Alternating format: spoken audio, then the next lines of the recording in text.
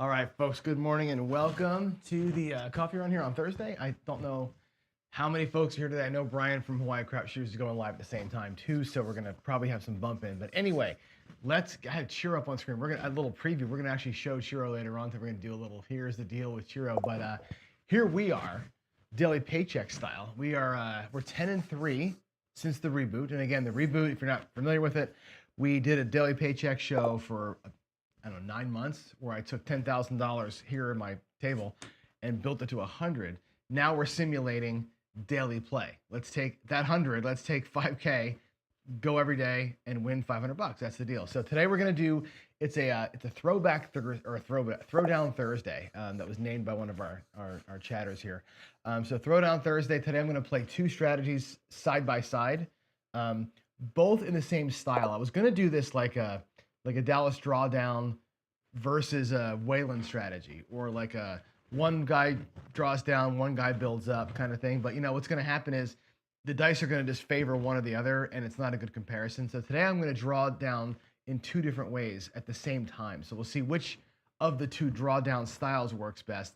Maybe next week we'll do something like two different ladders and see which ladder works the best, kind of thing. So I want to play two guys, the same style, but different approaches to it, and that's the plan. So here we go. Let's get into let's get over here to the table. I should have Crapsy running today. Oh, you know what we got to do? Let's get some light. Turn a light on the situation. There we go. That should brighten things up. I'll get the other light going too. Crapsy's turned on. I should be able to hopefully throw and enter stuff in a timely manner. And let's go. Player in the front. Right here, this guy, this player is going to play what we call the duck and cover strategy. So he's gonna go out there. I'm trying to make the amounts about the same. So I'm not going to go full bore. We'll try and keep them both about the same. Let's go with 640 across for both guys. I'll drop $1,000 out there. Okay. So the chain is going to be 360 each. So we'll get 350, 360 change each. We'll go 640 across.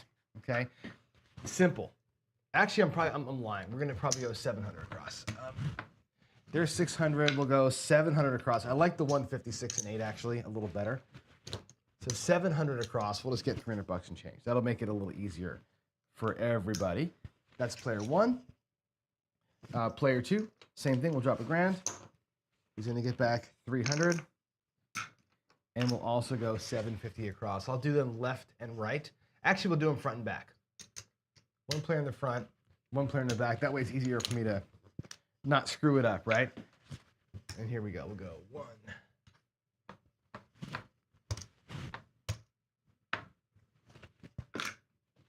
And we'll put the caps on the 6 and 8. All right, so the player in the front, right here, this guy, is going to play, he'll play the duck and cover strategy. So basically, when a number hits, it comes down, okay? The other guy, the guy in the back, is going to play our normal Dallas Drawdown, which is going to be take a hit, take half the bets. Take a hit, take half the bets. Third hit, stay where you are, kind of a thing. So they're both going to draw down just on different rhythms.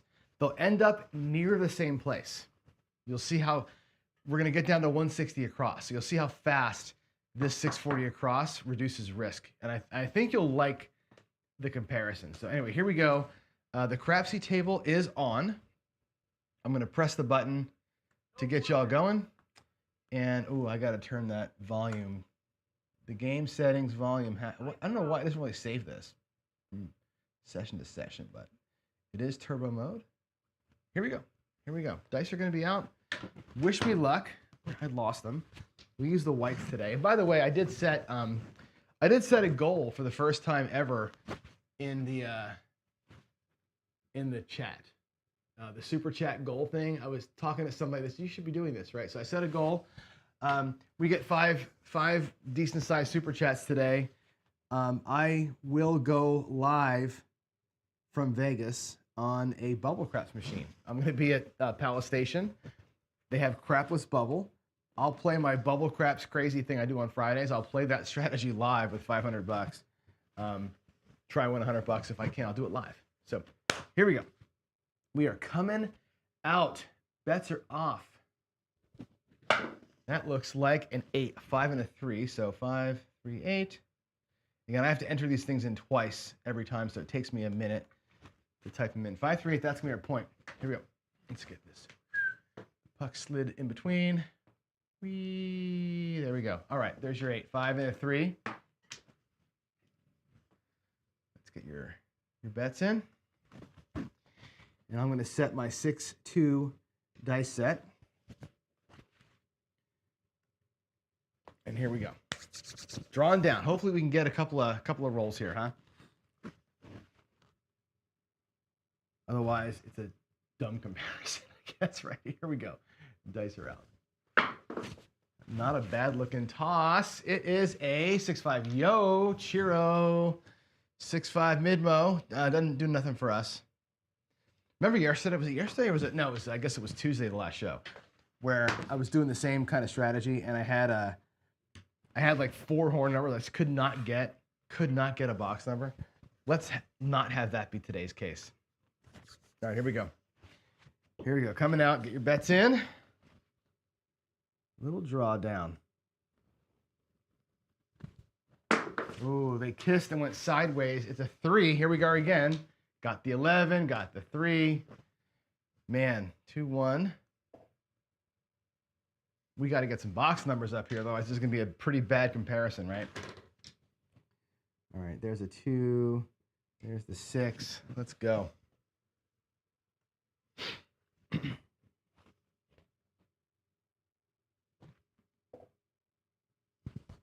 That's a better toss, Johnny. It's a 5, 4 and a 1. The 5, the feet. Oh, that rolled. That's actually a. Sorry about that. 4-1, not a 5-1. 4-1-5. All right. So we have our first hit, and here's how the guys are going to play it. Check it out. You may hate this. I typed that in wrong in the roll checker. Hold on, I got to fix it. It's a 4-1-5, not a 5-1-6. 4-1. Okay. So both guys get paid the same. They both get paid 140, which is nice and easy for me to deal in, right? 140 and 140. Now, the difference is going to be this, okay? The guy in front, he's going to be playing a strategy we call duck and cover, which means when the number hits, that bet comes down and gets replaced with table minimum bet. $25 we're going to do, okay? So he is bringing back, remember, he's out there for 640. He's bringing back 240 on that first hit. His exposure goes down pretty quick. The guy in the back, even quicker. He gets his 140. I think I took a quarter where I shouldn't have here on that guy. He gets 140 and brings back half of his bets like that, right? What he'll do is take what's left out there and spread it out. He's going to go basically 320 across now. So we'll take 325. I'll leave a quarter and take a nickel, okay? He's going to go 320 across. And again, his money comes back as well. I'll take the $300. Can't hardly reach it. So the Dallas drawdown is remove half of your money on every hit. So 640 to 320. I don't love this version of it because you are color changing, and color changing is a pain in the ass for the dealers. I like it when everything stays the same, but anyway, here he is. So he now has very little risk. He went out there 640. He's got 400, 700, 820 bucks in his rack, which means he's only out there for 180, right? His risk is 180 out of that first 1,000. The other guy only has a little bit back, but he's got powerful bets out there. So again, hit by hit 3 is when the real comparison happens. Here we go. Get your bets in. Let's go. I love the comparisons, but they do take a little bit to deal and talk through. So it's a slower game for the crapsy guys. Here we go. Dice are out. Oh, it's a big kiss. Got lucky. 4-2-6. Now here's an interesting difference. Okay, the guy in the front for 150 gets paid 175. Right, and again, that bet's going to come down to table minimum. We'll have to drop a nickel out. Table minimum, and he's bringing back this. Now we'll look at where his risk is here in just a second. I'm going to actually color up the greens as a black. Okay, the guy in the back, the 6 pays 70. We'll do 75 for 5. They pay $70. If I drop a nickel, The 70 plus my 5 makes 75. So 75 for 5. And now he comes down. He can be done. When I play Dallas Drawdown normally, at this point, I'm finished, right? I take 2 hits and I go to the house. Let's take a look at this rack before I do. I took half his bets down. We'll take a look at the rack real quick. There is 100, 200, 300 in green, plus an extra green with the reds. So he gets 300 in green. He has his money back. There is $1,000 that he started with. He's back. He's even. We can reconstruct his rack. There's his starting bankroll. There's $50 in locked profit plus 160 to play with. Or bring the 160 back. 160 plus 50 is 210. Okay? He's done, right? That could be your paycheck for the day. 200 bucks. Bye-bye, go home in 2 hits. I love that way to play. Today, though, we're going to play him out. We're going to have him keep on going at 160 level, okay? Our other player here on that 6, right? It's done. He's got his money back in the rack here. Now let's take a look at where he's at. He's got 500, which I can put in the rack. He's got $310 still in the rack. So he's not out of the hand yet. He's still playing. He's got some risk out there. He's got $180 in risk, $190 in risk still, but he's got black, black, black, black on the table, right? He brings that back. He's ahead because he got the 2 big hits, which is pretty cool, right? We'll let him play it out for a 3rd hit, and you'll watch what happens here on hit number 3. I think you'll like the way this kind of works out. So did I put the 6 in? I'm sorry, guys. I didn't put the 6 in. My fault. I'm a little slow on the crapsy draw there, so I'll give you some time to enjoy your money, make your next bets, and I will make sure the next roll I do that faster. All right, here we go. Here we go. There's the 6. There's the 2. Skill and Luck says, everybody knows donut holes are good, especially with, oh, you guys are talking about. Dan says, is better get out in a couple of rolls instead of having donut holes, right? You know what? This is very interesting, right? The dichotomy between these 2 ways of playing. I think you'll find this interesting. If I can catch a non-7 here, it's going to be pretty cool to look at where these things end up. It's still 3 hits, right? One guy's already there in 2 hits, which is kind of nice. Nothing bad can happen to first player, right? Nothing bad can happen, only good. Only good things can happen from here on out. The other guy's still upside down a little bit. But in a minute, if we catch a roll, he's going to be way ahead and have a lot more opportunity. Here we go. Another kiss. Another kiss. It is a 5, 4 and a 1. So that makes it interesting because, well, you'll see. 4, 1, 5. He gets hit on a smaller number, which kind of blows, actually. So here we go. 4, 1, 5. They both get paid the same thing, $35.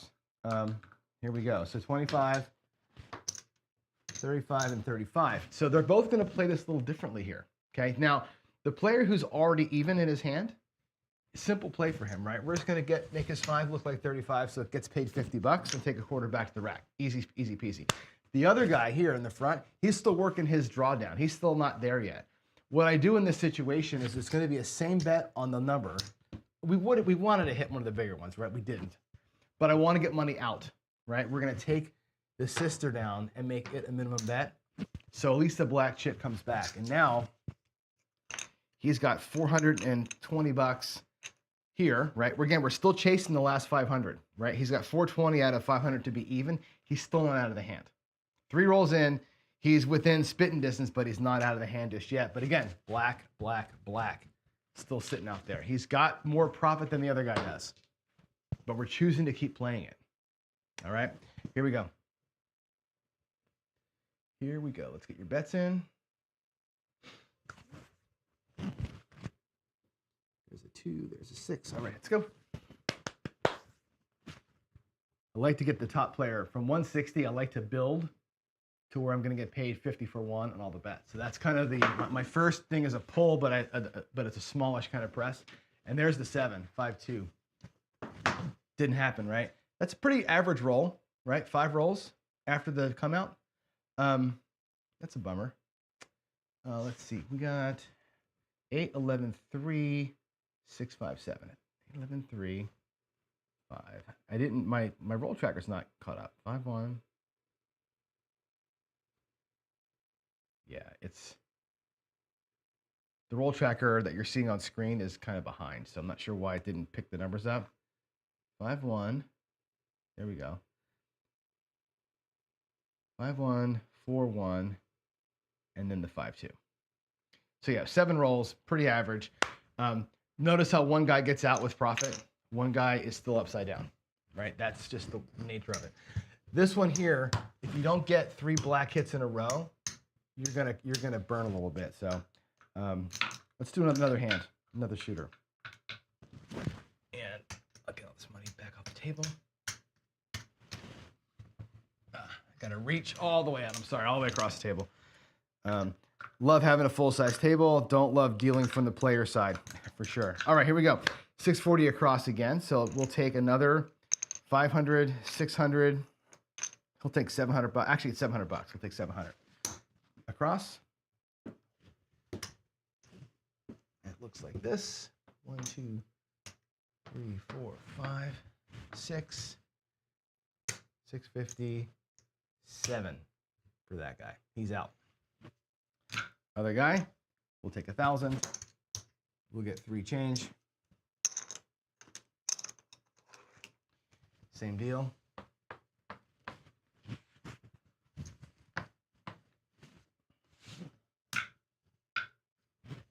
All right, bucks off.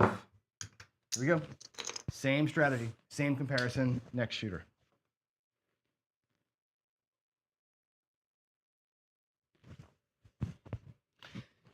All right, dice are out, let's go. Let's catch a point.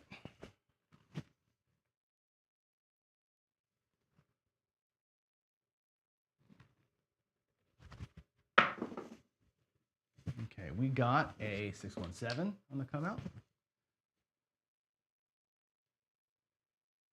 Let's go 6-1. 6-1. Okay. I'd be changing my set a little bit here, try and force some better numbers for us. Here we go. Coming out.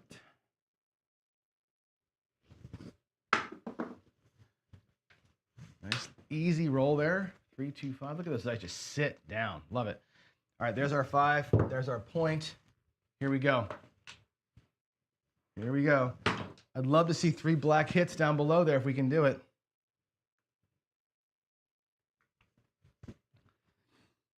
All right.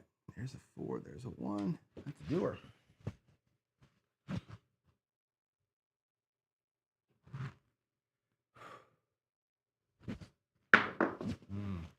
A little too heavy-handed, but it's a 4, which is great. That's great. 3-1. You gotta love that. I'm typing it in, so give me a second to go pay. 314 there. 314 on Crapsy. Okay, both guys get paid 200 bucks. 4-5, so he's gonna drop his vig. He's got to drop a quarter to get his vig paid. 20 change. All right. Easy peasy. The first guy up top, half the bets come down. Matter of fact, he's going to go to 320 across. So we'll actually drop 20 bucks out there. And so let's go to 320. I'll move his bets around in just a second. The other player in the front, same thing, takes his 200 bucks back and takes the 4 only, the one that hit, down to table minimum. I have to drop the 100 to get change and make that bet. So the one that hit comes down, the other guy takes half his money back, as you know. Let's set him back up again with 320 across.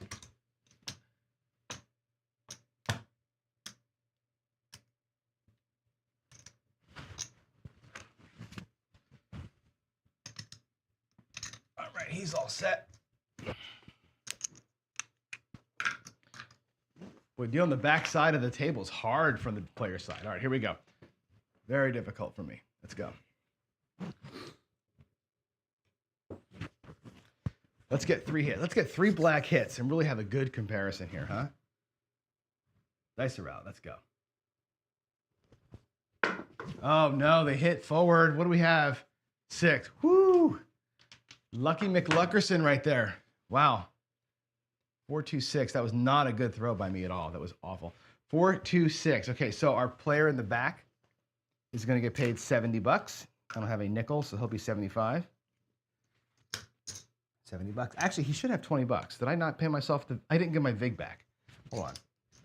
There's this change from the VIG. I can drop a nickel to get, sorry about that. There's 75 for 5. Okay, he's got his money back. He will regress down to 160, so we're going to take half the money back. He'll regress down to 160 across, which is nice and easy. Like I said, for the dealers, when you're doing a regression like that and you change colors, it's a pain. If you can keep the colors the same, it's just easy. All right, player in the front. Oh, you know what? I paid the wrong guy. What a dumbass. Ugly, ugly. I paid the wrong guy. Ugh. What do I do here? He gets 320. 320. God. Plus a 70. Plus 75. Okay, hits that. Sorry about that. I paid the wrong dude. On my rack, it's backwards. Oh, no, wait. Hold on. Front, back. No. I did it right. God. John. Jeez. Paid the right guy. Okay. Jeez, Lou. This guy here now is getting 175. See, this is what happens when you start trying to talk and deal and throw all at the same time. Too much going on from here. 175. Let's bring that 6 down the table minimum for him. He comes back in here. Okay. Back there. And it's a $30 6. Jeez. I think I got the racks mixed up. I do this all the time. All the time I get the racks mixed up. All right, 4-1. Here we go. I think I screwed that up. I think I got the racks wrong. Thanks, Tom. Appreciate it. You forget which guy you're dealing with, though, right? Like, because I'm trying to map, front of the rack to the back of the front to back, this side to this side. That's what I'm trying to map it out there. So I should be correct now. This guy should have more money. And of course he does. Here we go. Here we go. Let's get that third hit. Please be a black hit. Let's get a black hit for our guy at the bottom. Wouldn't it be great? Right? There is a 6. It's a red hit again. A red hit. 5-1. Jeez. 5-1 for him. All right. So the 5-1-6 for both guys is $35. 25, 35, 25, 35. It's a real bummer, right? When you're playing for the duck and cover and you don't get the big hit, you get a repeater. That really is kind of like the worst thing for you, right? What we'll do here with him, he'll take his $35 same bet and bring the 8, the sister, down. So his second hit ends up being kind of, whatever. Not the greatest in terms of size, but we'll get him set anyway. There's his money back in the rack. The other guy, we'll make his 6 that rolled look like 42. There's 40. I'll drop a nickel. Make it look like 42, please. There's the change. There's his change, and that is that. I'm going to turn these greens in, by the way. I need greens in the bank. So 100, 200, 300, 400 in green. And there's his blacks. If I take his blacks, by the way, there's 500. There's 1,000 in black. You can see the 1,000. I'll change those in for purples. His rack is good. The guy playing the backside, the Dallas Drawdown guy, he's got $220 in the rack in profit. He's locked. Right? Made $75 on the first shooter. He's made 100 and change on this shooter. He's done. He's got his profit. He's locked in. And he's got the 160 plus out there. Our other player isn't quite there yet. He's got 500 plus 2, 3, 4. He's got 440 in the rack plus what's out there. If he pulls it down, he's ahead. If you play the duck and cover for the third hit, looking for a third black hit, then he'll be fine. Duck and cover is a tough one, right? I play it a lot. But it does take 3 black hits or 3 big sized hits, 3 non-regressed hits to get you right there. I keep repeating them. So anyway, here we go. Get your bets in. I'll grab a little bit of coffee here and we'll get her out. So good morning, Ian. Here we go. Here we go. A little too much spinny. 4-3-7. Second time in a row, the duck and cover guy doesn't get his money back. He's close. He's within 50 bucks or whatever, but money didn't come back on that 7. So we'll do one more shooter. Let's try and get this guy some profit. Try our best to get him some money in his rack. My goodness. Can't seem to catch a roll that's going to be past whatever. So let's go. Gotta reach these other two.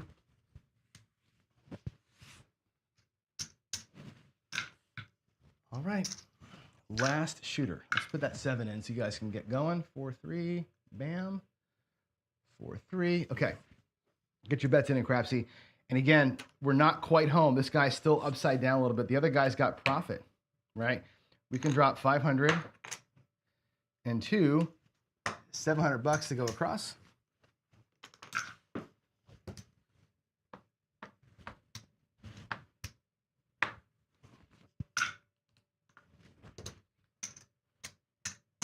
All right, our player in the front has to drop, again, 502. Same bet, 700.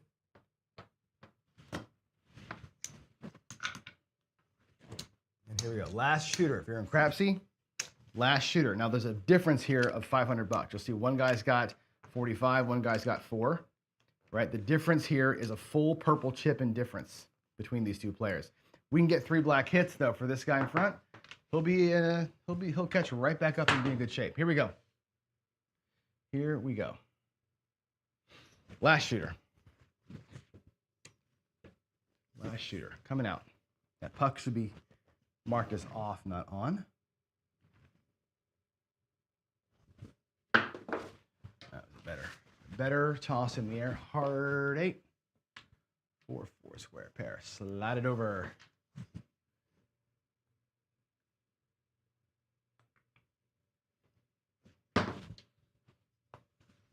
Okay, go ahead and get your next bets in.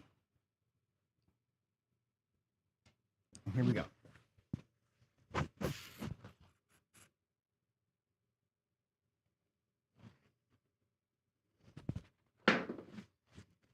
That looks like a 3-1-4 to me. 3-1. Another good result. I like them outsides, man, especially early in these rolls when they're black. That's great. For both guys, we're going to drop a nickel out. Both guys will get paid 200 for the 100 bet that's out there. That's great. Okay, we'll do the guy in the back first. Again, he's going to take half the bets down. Into the rack he goes. He's going to go 320 across. We're going to take, and I guess I'll leave a quarter out there with a nickel change. We'll make him 320 across now. So I'm going to take his blacks down. I'll take care of his whole spread first. Make sure that I'm not screwing up the racks. There's 320. All right, our second player just brings the bet that 1 down and makes it look like table minimum. So the 4 goes from 100 down to a quarter, and all that comes back, which is fantastic, right? If I actually take the blacks that he's got in his rack right now, there's 5 of them. I can make that look like a purple chip, and he's looking in the bankroll section the same as the other guy. However, the other guy with that hit has 5 black chips. I can slide him over, or I can change him in. He's got all his money back. He's back on that first hit. Because he was already ahead before, right? He's got his initial bankroll back plus about 100 bucks in profit in the rack. 320 on the felt. He's 500 bucks and he's home, right? Here we're looking to still get a couple scores. But trust, if it works out, we'll be in better shape on the front guy. You'll see if I can get more than a couple of hits, it'll end up working out better. If I keep throwing 7s, it's not going to make a difference. But the guy in the back is taking so much more off the table with those regressions that it just makes his exposure goes down so much faster. You know, you got to be willing, though, to put more money out there to make it happen. There's a 6-4-2, so it's second black hit. Finally, he gets 2 black hits in the same hand. Can you believe that? It took us all this time. 4-2-6, 4-2-6. Okay, I'll do the guy in the back first. He's going to get paid 75 for 5. 75 for 5. There's the $5 out of his rack. And he comes down to his play level, which is 160 across. Okay? That's an easy one. We spread these out. Boom, 160 across plus his money back. I'm going to go ahead and get him in the rack and colored to get the greens back. So we have 100, 200, 300 in green. 1, 2, 300 in green, plus we have some reds here. He has 325 in profit. He's got 160 across. That worked every single time. 2 hits and out, 2 hits and out, 2 hits and out. He's grounded out. He's got 300 and change plus the 160. He's 500 bucks in. He's going home, right? We could have done that twice. We could have stopped playing here earlier. Okay, he's good. Our other player at the 6 there plays 175, right? We'll drop the 6 down to table minimum. I'll give him a nickel, down to minimum, and off the table comes 300 bucks, which is pretty, oh, sorry, it should be a black, not a green. Pretty nice, right? So again, not out of the hand yet, still working through it, but another black hit, he'll be just fine. Just fine, like a cherry wine, somebody said once. Here we go, 5, 3, let's go. Give me a black hit for the player in the front, please. Shooter. Let's go. If not, we'll still bring them all back. We got a 639. We did it. We finally freaking did it. Can you believe it? Awesome. Awesome. 6-3. Great. That'll pay 140 for the man in the front. It'll pay 35 for our guy in the back. 35 looks like 35 with a quarter coming back. 140 looks like 25. That's his second one, right?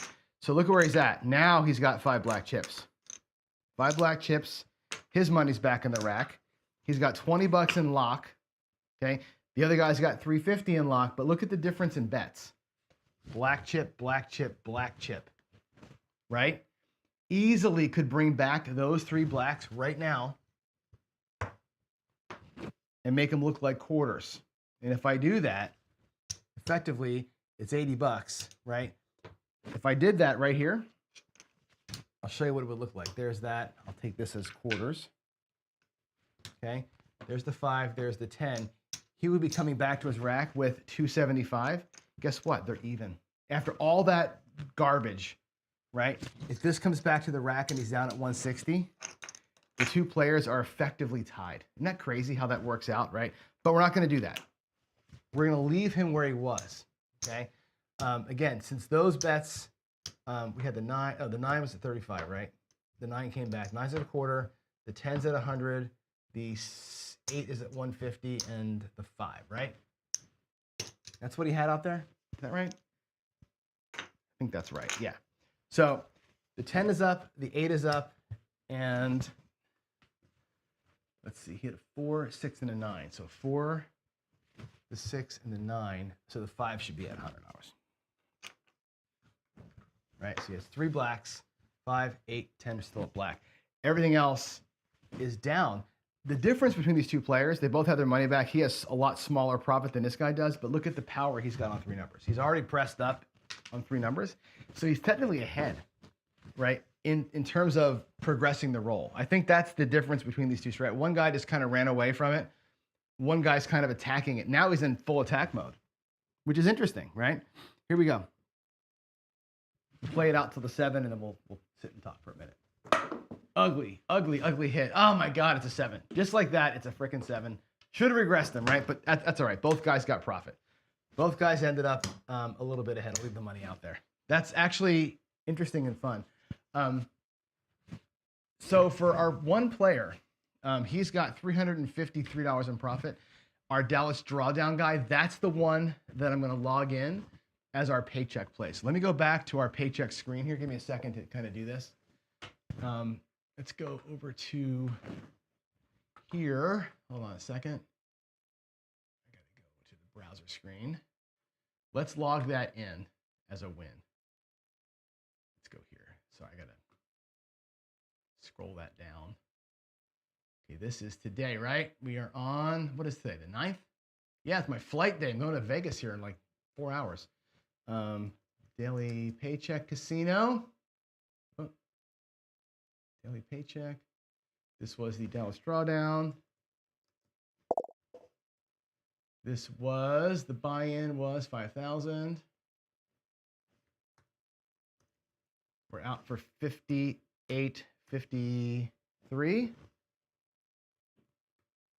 So it's a win from the DPC, and we'll save that. And I'm going to also log that in.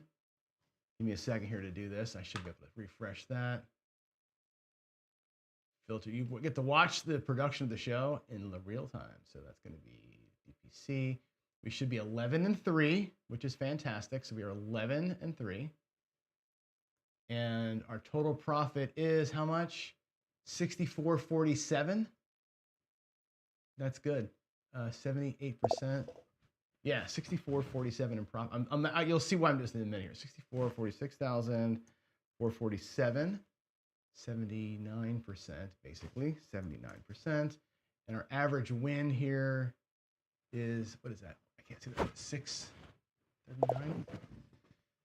Average 639. That's pretty good. Actually, the average win is 813, but the average net is 639. So that's cool. All right, awesome sauce. Let's go ahead and hit that up there. And the reason why I'm doing that, you'll see in a minute. It takes me a hot minute to get this part of the screen all set up, but here we go. Let's go celebrate. Let's go celebrate a little bit, and then I'll come back and talk to you.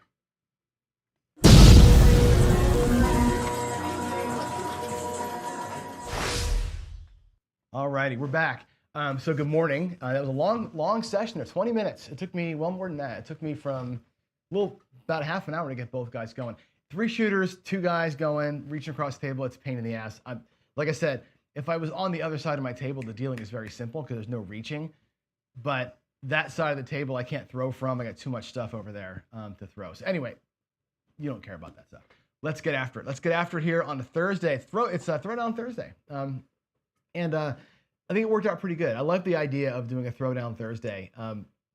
This versus that.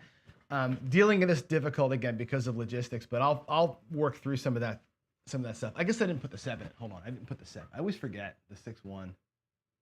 Hold on, 6-1-7 for Crapsy. Okay, so what's going on? That was fun tonight. The NFL wildcard preview is going to be on. That's going to be Dice DJ and Chris and Ian Olsen, Double Deuce. They're going to do a little. They do a lot of football talk for us, and they're going to have a live show tonight. Bring your questions. If you're looking to bet wildcard games, watch that show tonight. It's actually perfect timing. I'm going to be in Vegas. As you know, I leave for Vegas at about, I guess, 1:30 today or something like that. When I get there, I'll be able to play some bets finally. You know, I can't bet on sports from here. Washington's weird. We have to be on the grounds of the casino to place a sports bet. You can't do it with the phone app, so I have no way to do it unless I'm physically there. And I can't get to one easily from my house. So, yeah, I'll get to watch that and learn who I'm betting on. Where's my money going besides the Eagles? I got the Eagles to go all the way. Besides that, and that's a homer bet, of course, but besides that, what's up? I want to call out, I finally got to watch it, the Jeff and Gargoyle show. In chat, by the way, raise your hands in chat if you saw the Jeff and Gargoyle show. Did y'all read that? Let's see. Oh, we got a super chat, by the way. No PSO, $5. Thanks for all you do and for Throwdown Thursday. Looking forward to seeing Bubble Craps. Let's do it. And I know there's a crapless Bubble Craps at Palace where I'm staying, which I can film at. So I will 100% be doing that. Thank you for that. Couple other things here. Jerry Mitchell, I'm glad you're back as well. Good to see you here. Not of this world, right? Let's see. There was something else I wanted to make sure I called out before we go. Come Out Roll, live tab. Whenever I do Crapsy, it's always the live tab. I'll put the show URL in there and always off the live tab. I don't do the group table thing. The code thing is too hard to manage, so I'll do the live tab all the time.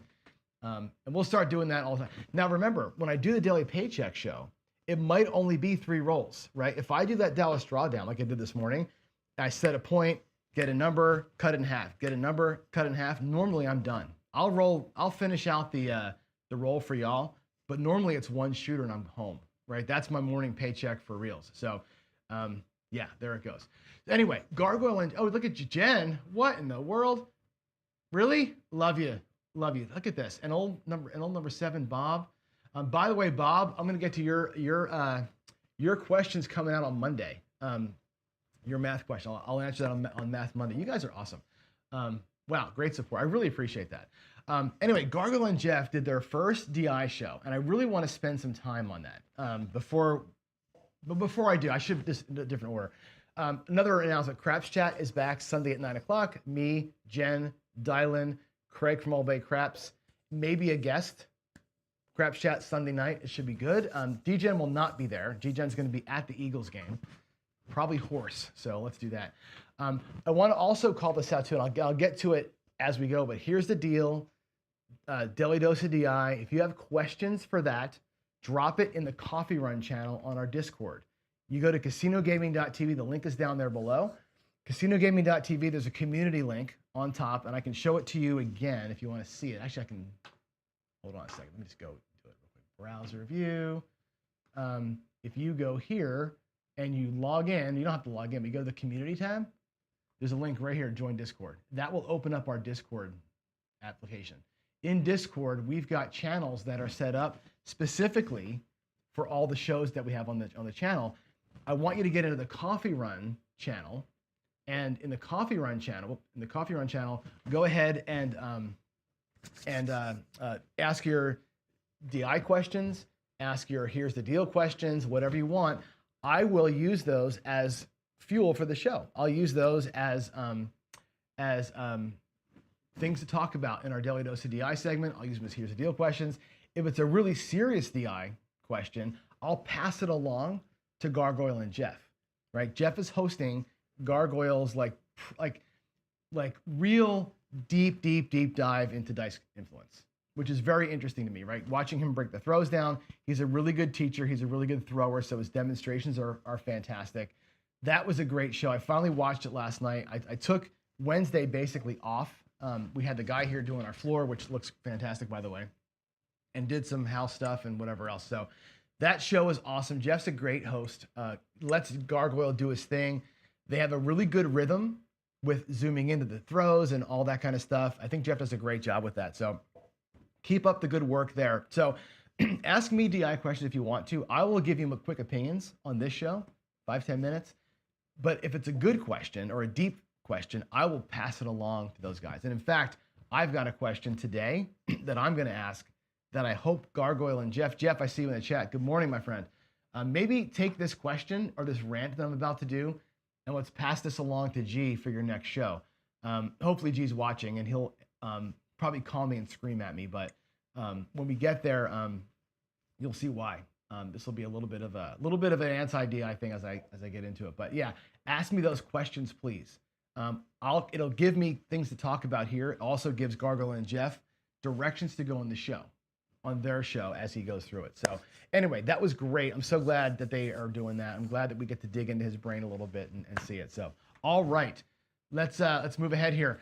Daily paycheck review. This is what I was telling you before when I was after I made the money, I was typing stuff. This is what I was typing. Just see, this screen here has to be like, I got to find a better way to make the screen come faster. But we're 11-3, almost 80% win rate. We've won $6,000, average about 635, 639, right? So far, pretty good, right? Coming out of the making the 100,000, we've turned $5,000 into $6,400, which is fantastic. Now, what does that mean? Okay, I'm going to be talking, by the way, this weekend. I'm going to Vegas to work with David from Casino Quest. I'm an instructor with them now on the bridge seminar. So it's our first weekend ever doing a bridge seminar. It's going to be small, right? There's only, I think, 15 people, or 10, 12 people, whatever it is. It'll all be at Casino Quest. We'll go to the casino afterwards. In March or February, March, April, there's a lot more people coming. It's only $150, guys. You're going to get fed twice. You're going to get 3 hours of seminar instruction, table instruction, private tables. It's a great deal. But I'm teaching with them now. And one of the things that I'll be teaching with them with is the math piece of this thing, right? How do probabilities work? How does house edge work? Here's something that I would like to say. And I've said this all the way through the gambling series, and it bears repeating here, so listen up, okay? It's taken me a long time to win $100,000, right? It took us 200 and some days, winning 15, 20% at a time.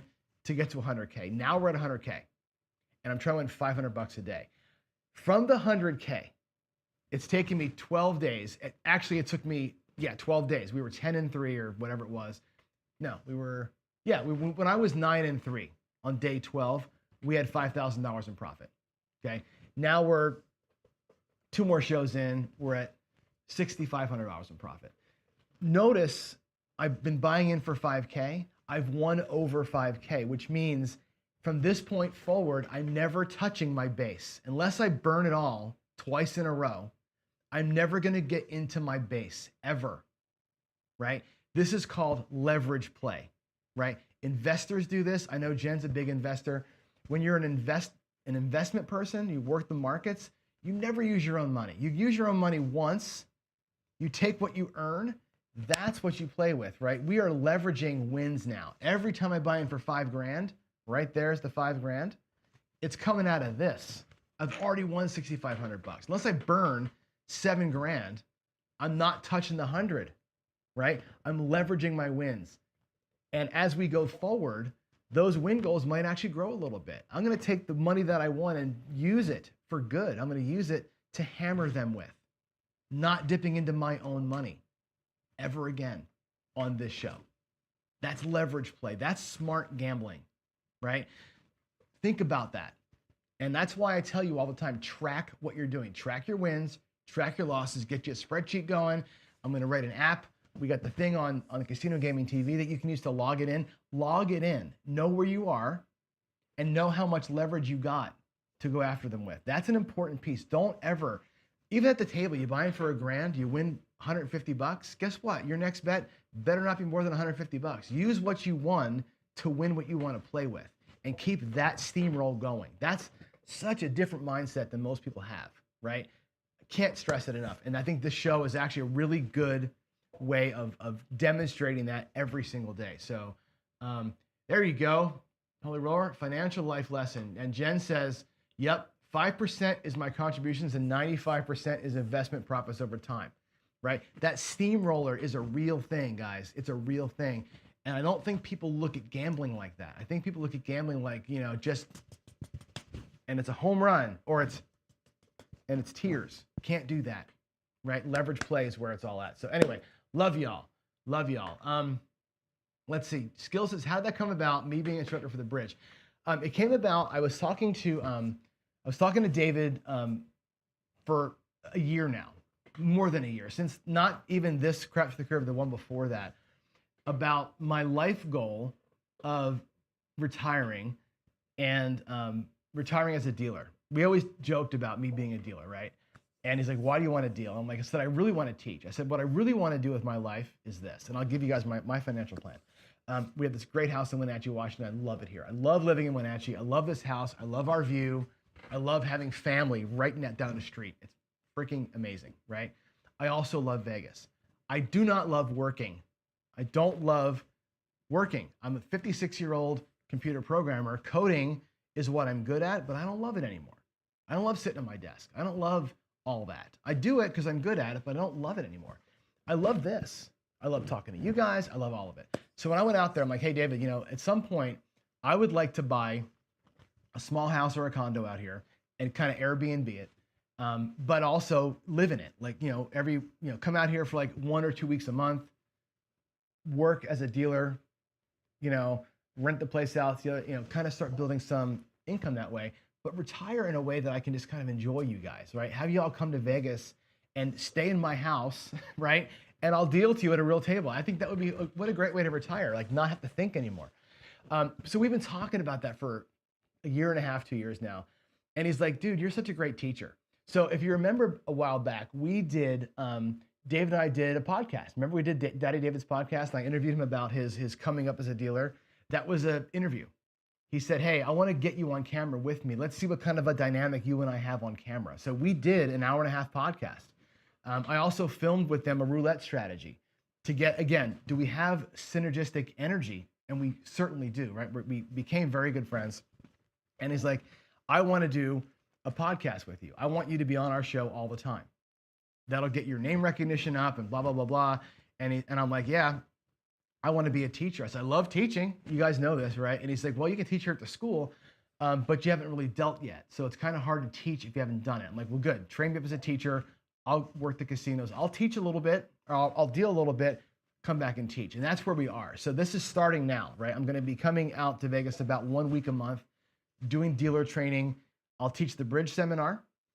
He loves he loves the message, right? The leverage message I gave you, he loves that message, right? He loves how I am careful and conservative, but also have a little bit of hit the gas, right?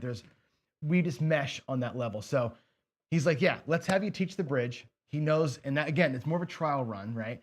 Let's have you level up as a dealer. We'll get you out there in the casinos, and then you can come back in and be a teacher at the school, either of dealing or potentially of surveillance, right? So I'm going to learn the surveillance piece and all that, transitioning out of tech into casino, whether it's management, whether it's security, whether it's dealing, whether it's working for David solely. That's where I'm changing my career path from tech into casinos.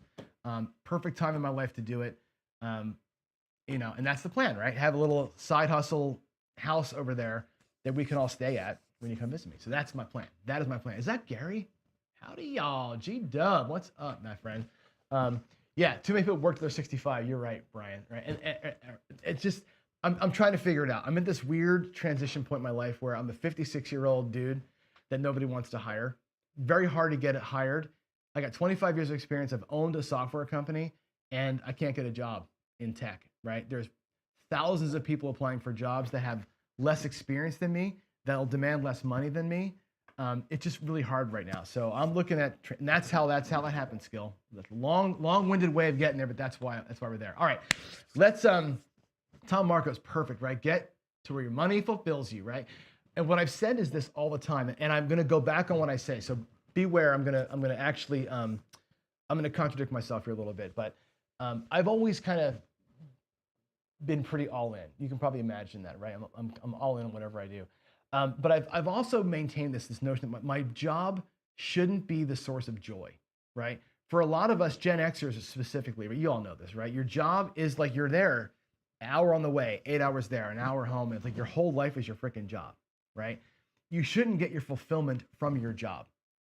That should come from family, faith, family, and friends, right? That's where your fulfillment should come from. But too often early in life, we get that ass backwards, right? Now that I'm 56, I'm like, hey, you know what? I want to work in a way that I don't hate my job, right? That it tickles the itch that I've got, which is the teaching itch, right? And the people itch. So I enjoy going to work, but it doesn't define me anymore. That's how I want it to be. So when I come home, I don't got to think. I want to come home and not think anymore. Like that's the thing that tech does to you. Tech jobs make you think 24/7. Just done thinking. I'm done thinking. So, all right, here we go. DI stuff. I want to, and this is where I want. So Jeff, I know you're here. So this is a question for Gargoyle, a question for Ed, a question for George, a question for all the DIs. Okay. One of the things that bugs me the most about this is the word access. Matter of fact, Steve Haltham from Heavy Haltham, Access Power Craps, put a post in Facebook the other day.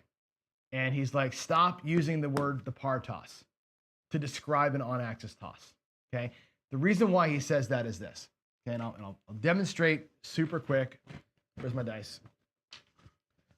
Par toss is, again, you can't see the dice, but it doesn't matter. Par toss is this, right? You get your dice, you get your grip, come back, and you throw. That's the par toss. It's the Patterson advanced rhythm rolling toss, right? It's the par toss. The on-axis toss that Haltham and everybody else teaches is here, from the deck, go, right? And Gargoyle addressed that. Why do you go from the deck versus having the swing? Now, there's pros and cons to both, okay? As an instructor, baseball and golf, right? The reason why there's a backswing in golf is, and also in hockey, and to some degree in baseball, we come back and then we go. The reason for that is your body wants to be square. When you swing, your body will square itself up. If you're off the deck and you're fucked up from the start, you're going to stay fucked up. There's no way to fix it, right? If you're swinging, you'll always come back. Your body will always bring you back to center. And that's why golf and baseball, and bowling, that's why there's backswings, right? To get you lined up. Now, I can understand why that screws up the release, because your release points are going to be different and blah, blah, blah. That's not what this talk is about. I'm talking about the word on axis or off axis. I keep hearing on axis throws, off axis throws. And to me, and again, I'm willing to be corrected here on this, I don't buy it. I don't buy it at all.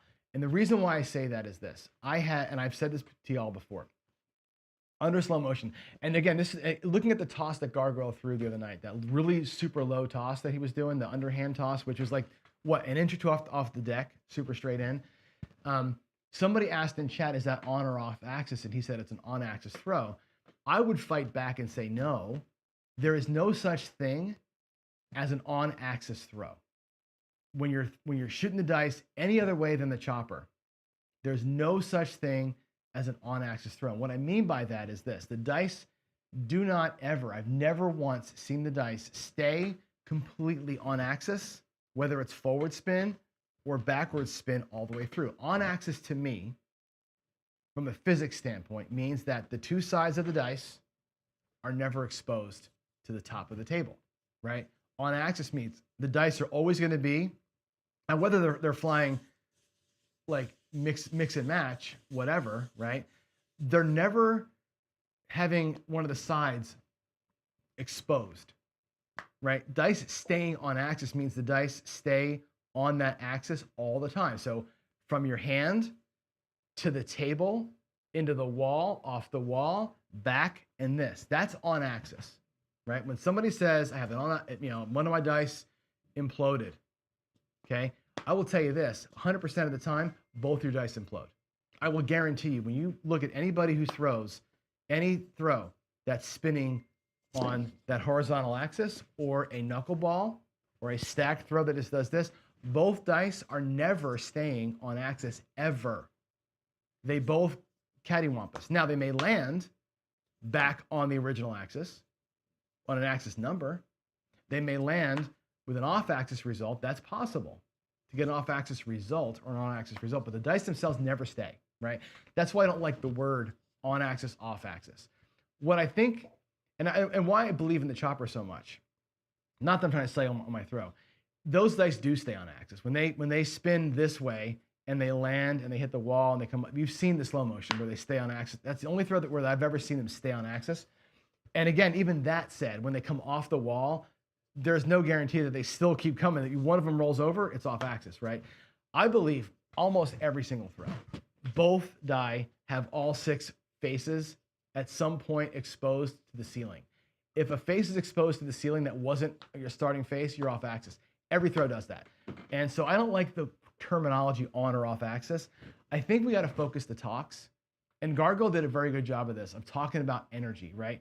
Every throw style, whether it's the low, super low underhand throw, whether it's the forward spin throw that G-Dub taught me, whether it's my chopper, whether it's the par toss, whether it's the axis power crafts, axis, whatever color that is. Yeah, I saw that, Holy Roller. My chroma key makes I had to change them out. Whatever toss you're doing, right? All they are, to me, ultimately, and I may be wrong, I'll accept being wrong about this, are ways to stop the dice, right? They're just ways to control or influence the energy of the dice. When we talk about imparting influence, right? It's what can I do with how I throw so the dice don't skitter scatter, right? They stay under control in terms of not the numbers, but under control. Like they're not bouncing around like crazy things, right? The chopper, to me, is a way that I can do it, right? The underhand toss G showed the other night, right? They, on a bounty table, you can control them from going all over the damn place, right? All that DI boils down to is finding ways that work best on different tables and for your style and for your height and all that kind of stuff to add or control the amount of crazy that's happening at that end of the table. That's the whole point of this thing, right? Whether they end up in an on-axis result or not is immaterial, because the dice will never stay here, ever, ever, ever. I've watched hundreds of slow motion, the people that put them out there. I've never seen a slow motion video of this toss or this toss, or this toss, or that toss, where the dice don't have every single face exposed, right? Which means they're never on axis, right? They may end up with a nice off or on axis result. That's cool. Now, if you can repeatedly throw them in a way that they don't skitter around and they're off the deck or off the deck into the wall and back in some kind of a manner that's repeatable, whether they're repeating and they're coming up off or on, it doesn't matter. If you can repeat it, then your set makes a difference, right? But when I see like, oh, the dice did, and I have an implosion and the one die went 4 feet over here and we change our dice set to account for that, changing dice sets only accounts for if you're doing it consistently. So that's my rant, right? The on-axis thing is a thing for me. So I know that's the vernacular. That's the word that we all use. I think we need to start talking about on-axis results, not on-axis tossing, because it's the result that matters, right? Whether the dice end up wherever they're going to end up based on your set and what you're doing, they never stay on axis. The chopper, once in a while, they do. That's my goal with it. Your dice never do. And I challenge anybody. Slow motion me so I can see the dice that are thrown with a back spin staying on axis. They can't. Physics won't allow it. If they're going forward and spinning backwards, on that impact, they're going to separate. There's no way they will not separate. There's no way they will not change. If they're going forward and spinning forward, they have a chance to continue on the same plane in the same direction. That's a possibility, the forward spin. When Gargoyle does the forward spin toss, I'm going to be very interested to watch that because that one has a chance to hit and keep going versus hitting and, coming backwards. You're going to have an explosion of the dice. So that's what I'm talking about. I want to find the right way to talk about on and off axis because I think what people get in their heads when they hear that word is the incorrect thing. The dice are not actually staying on axis. They're not actually targeted going off axis. The influence we impart on the dice is to control the amount of energy and make them come to rest quicker and without the crazy. Reduce the crazy. That's what these tosses do. These tosses find ways to reduce the crazy. And even then, like I said the other day, most of the time you're still going to be in a random situation. But control what you can control, which is height, speed, landing zone, energy off the back wall, and maybe you get lucky without having cattywampus, as Ed would say.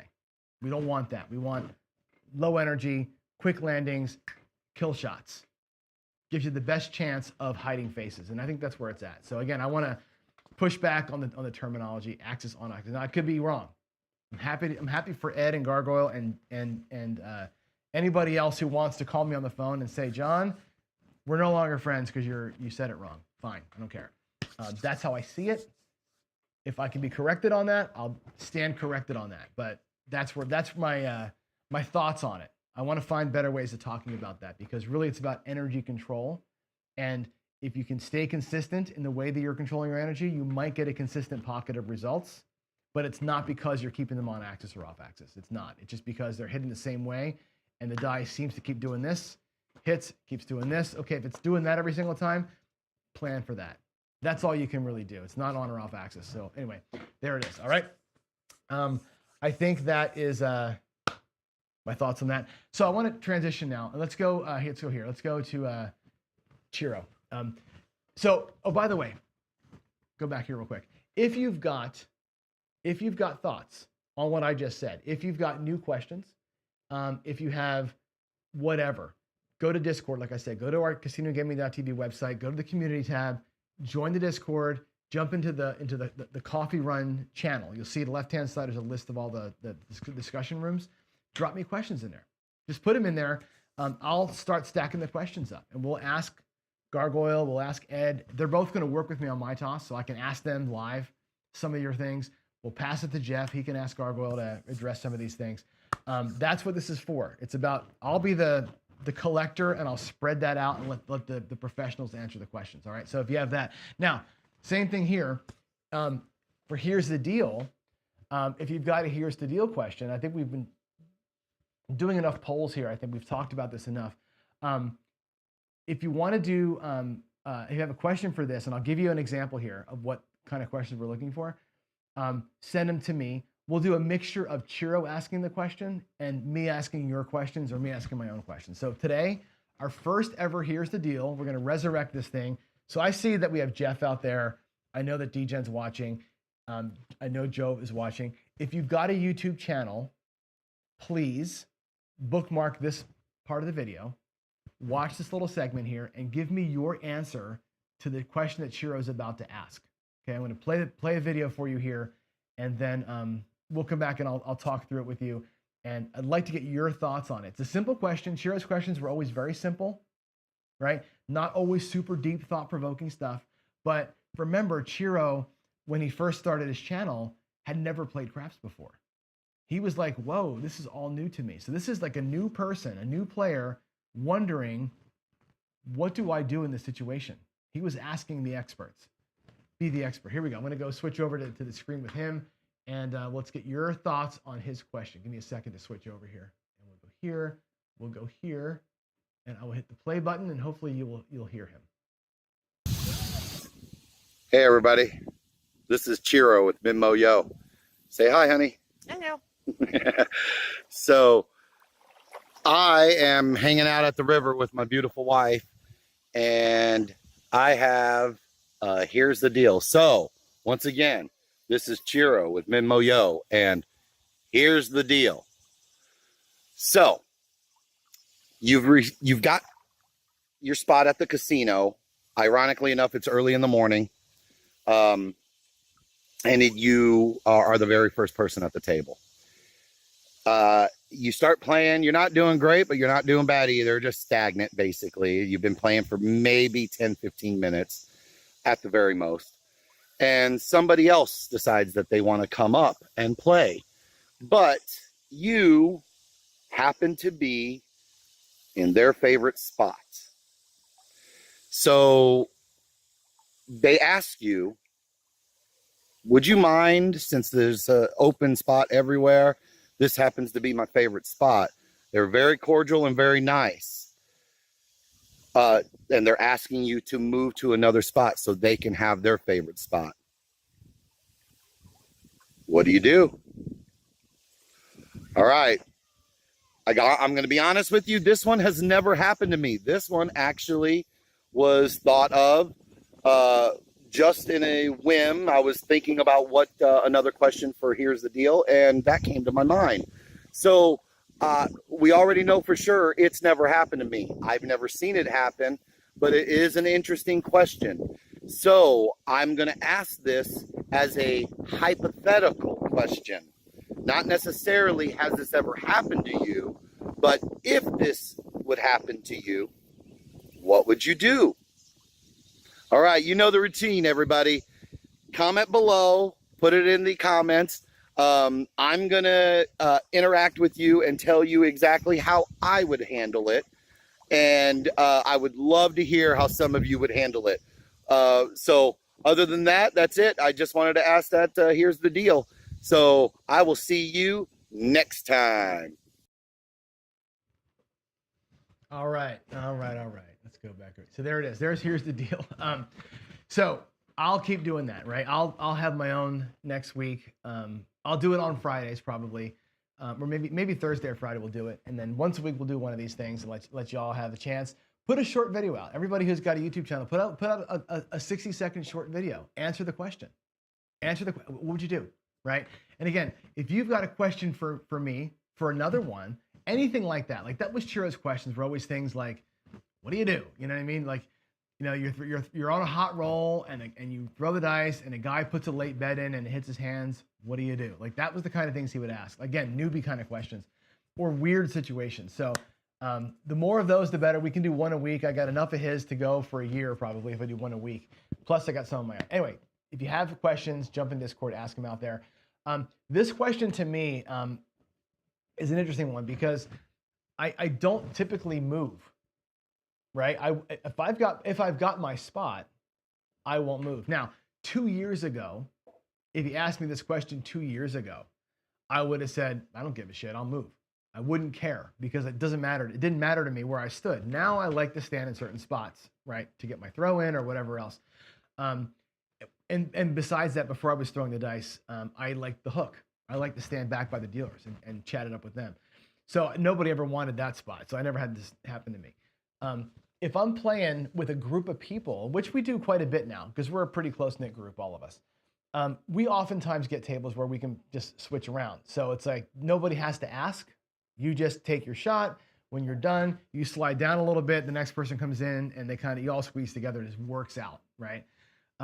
If you're playing with people that, or if the guy asking you to have your spot is somebody you know, Ed walks up, Lou walks up, Jeff walks up out of the blue. Hey, John, didn't know you were here today. Do you mind if I shoot? Sure, fine, shoot from there. I don't care.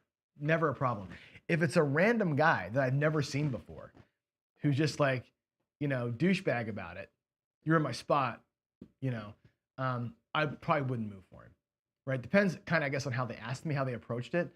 If I really don't care, I really don't care. You know what I'm saying? Like it comes down like how the person asks me. I'll tell you a little story about this. This is a non-crap story, but this is one of my brushes with fame. I moved to Seattle. You ready for a great story time with Coach John? Here we go. I moved to Seattle in the 90s, playing a rock band. You've heard actually the music that closes the show out, that's one of my songs. And we were here, my drummer and I were here. We had just met a guitar player. We had just gotten going, right? We had a few practices in. We really even played a show yet, I think. And we're at a bar in Seattle called the Blue Moon in the U District. If you've ever been to Seattle, or you're from this area, you know what I'm talking about. The Blue Moon bar in the U District. And so we're there. And we're at this table and we're playing darts and we're doing our thing. We were there for probably 2.5 hours. And these guys walk up to us. And literally, the guy walks up to our table and goes, "You're in our table."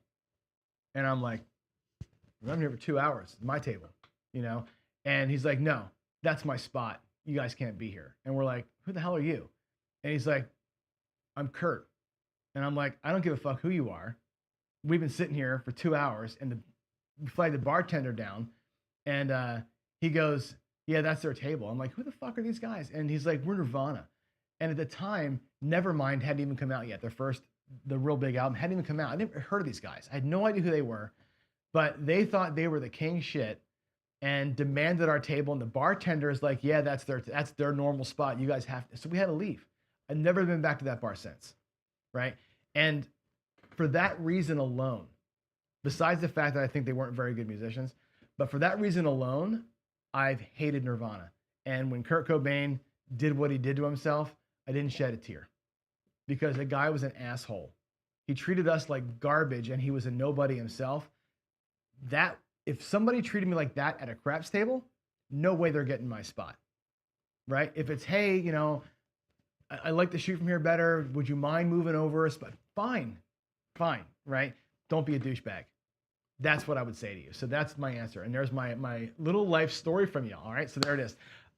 Let's see. Let's go to some Q&As here and see who's in chat, and we'll just kind of talk through some stuff. Waylon is here. Good morning, my friend. Hope you're doing okay. I've been following some of the stuff you got going on there in Facebook, and I hope you're okay. Maybe we should have a phone call soon. I'd like to talk to you again because I feel like you're going through some stuff. But I agree with you on the dogs. Dogs will never disappoint you. Dogs will never disappoint you. Tom Marcus said it truly means something to somebody, you'd move for sure. Let's see. Lou, Ed, and 2 really videos and 1 in slow motion. You have some slow motion stuff? Good. I want to see it. I want to see slow motion of that thing for sure. Let's see. I agree, Jeff. Let's see. I can't remember who they are. Let's see. Jeff says, I'm trying to go back here. Disagree. Several YouTubers have shown dice staying on axis all the way through. I want to see that. I want to see it. If you can find videos, Jeff, find them for me because I've been saying this for a long time. I've never once seen them never have the sides show up. From table to wall to table to stop, I've never seen a video where the sides never show up. I would pay good American money to see it. If you can find it and let me see it. I've never once seen the dice behave all the way through the shot. If that's possible and it's captured, mea culpa, man. I'll own that and I'll eat my words all day long. I got to see it. I got to see the video. And trust me, when I get the guy, and I got 2 guys that I'm talking to that are physicists that are going to help us break some of this shit down. I would love to be able to show that to somebody and say, look, we've been saying this all along. It's possible, right? All I want is to be able to say it's possible because I've seen it once. If it can do it once, I can do it a million times, right? That's what I want to see. If you can find it, find it. Yeah, on air. Oh yeah, on air, on axis, no question. I'm talking about I'm talking about on axis, hitting, and after the bounce, staying on axis and rotating, hitting the wall, staying on axis, coming back down and rolling to a stop on axis. That's what I'm talking about. I want to see I want to see the table contact, the wall contact, the table contact where the dice never leave the axis. That's what I want to see. That's what I've never seen. I've seen this. Anybody can do that. I've seen that before. I've never seen all the points of contact remaining on axis like the chopper does. I've shown you a chopper toss where they spin, they hit the deck and keep in that same configuration, hit the wall, keep staying, come back to the deck and keep spinning and the two same tops are still there. I've seen that on the chopper. I've never seen it on a par shot. That's what I want to see. Yes, yeah. I'm sorry. If I didn't say that right, Jeff, that's what I meant to say. I want to see it all the way through. I know the chopper can do it because I've shown you the videos for that, right? I've never seen the other throws do that. And that's why I say the dice never stay on axis all the way through. And that's where my disagreement with that term comes from, because they never stay on axis. At least not that I've seen. The result may be predictable. You may say, hey, I'm doing this thing, and every time I do this thing, both die come off, separate, and spin twice. Okay. If I can make them off the wall, hit the deck, separate, and spin twice every single time, that's something. And if that's repeatable, let's see it.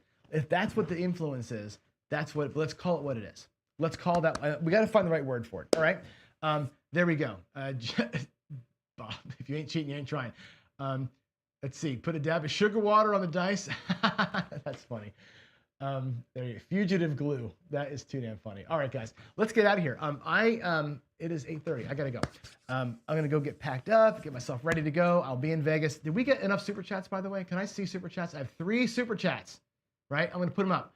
No PSO throws $5, which is awesome, right? Old number 7, Bob, throws $10. Jen throws 99 freaking dollars. Jen, I love you, darling. I asked for 5 super chats to go live from a Bubble Craft machine. I said, give me 5 $5 super chats and we'll do it. The fact that we got way more than $25, 100% going to do some Bubble Crafts live. I'll do live crapless bubble from Palace. So you can expect that. I'm not sure when. It'll probably be an early morning session. But yeah, totally going to go live. I'm going to go live and burn $500. We're going to do the dollar across. Every hit, press the outside. Every hit, press the outside.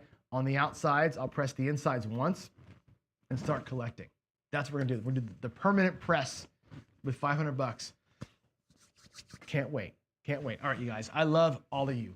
You guys are amazing. Good week. We have how many people watching here? We have like 30 people watching most of the day. That's awesome. Even with Brian being live. Guys are amazing. Have a great weekend. Jeff passed my questions along to G. And I'll give you all, I'm going to give a couple of you guys a call today before I go. But in the meantime, God bless you all. No show tomorrow, no Friday Follies, but I'll be back on Craps Chat Sunday night. Then back again on Monday morning for a regular coffee run with a nice trip report from Casino Quest and from my trip to Vegas. And that's it, everybody. Y'all have a good rest of your day, and I'll see you later. Bye.